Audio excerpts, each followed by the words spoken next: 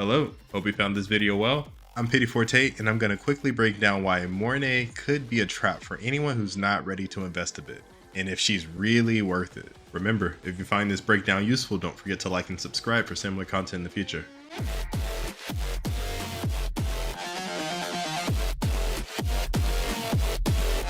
Alright, Mornye is finally released and she's being dubbed by some as the Shorekeeper Killer.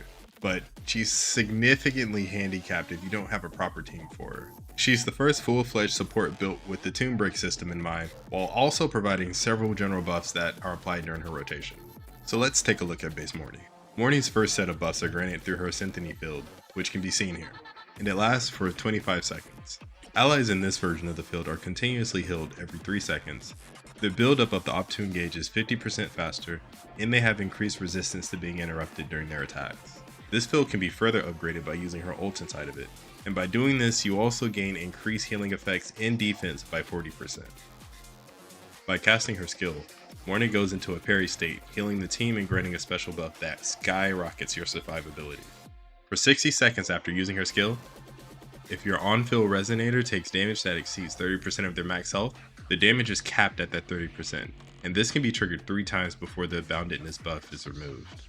If you take fatal damage while this buff is up, instead of dying, you just lose the buff immediately and you're healed by an amount that's equal to 150% of Mornye's defense stat. I want to clarify, her parry skill heals and buffs without having to successfully parry anything. You're rewarded with this potentially game-changing buff for finding the E button on your keyboard.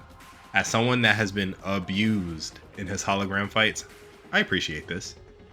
Moving on from her parry, her outro skill grants a 25% damage amplification to her entire team for 30 seconds.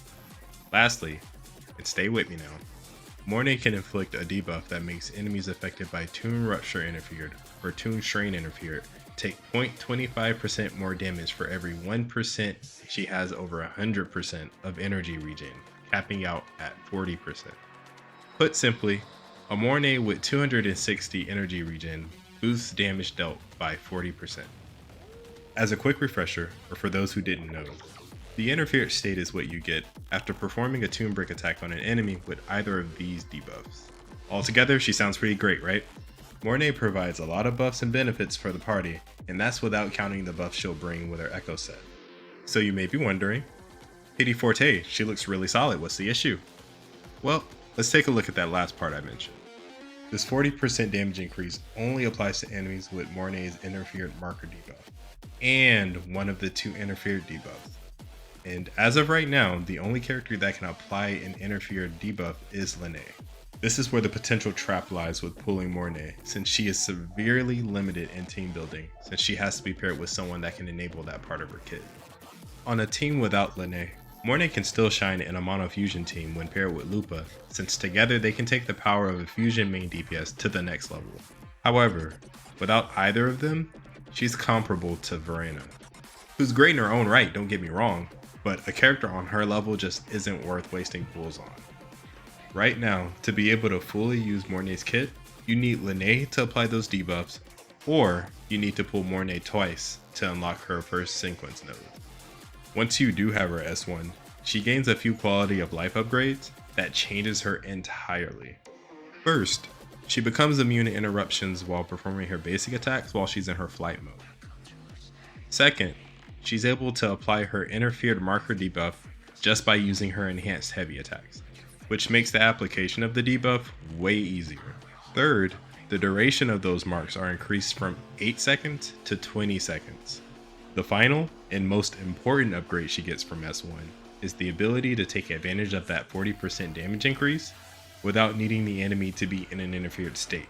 This completely unshackles her from Linnea and Lupa, since it enables her to access this part of her kit all by herself through the use of her enhanced heavies.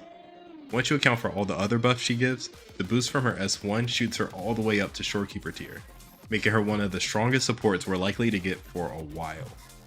Mornye is definitely able to be that support that can carry you through the game, but she requires some investing, and for that reason, Mornye is not a character I can wholeheartedly recommend to free-to-play players, anyone looking to save for future banners, or for accounts that already have Shorekeeper. She's far too limited without her S1. However, for those who can swing it, I can't stress how much I recommend pulling S1 Mornye. This is the closest we've come to a must pull since Shorekeeper.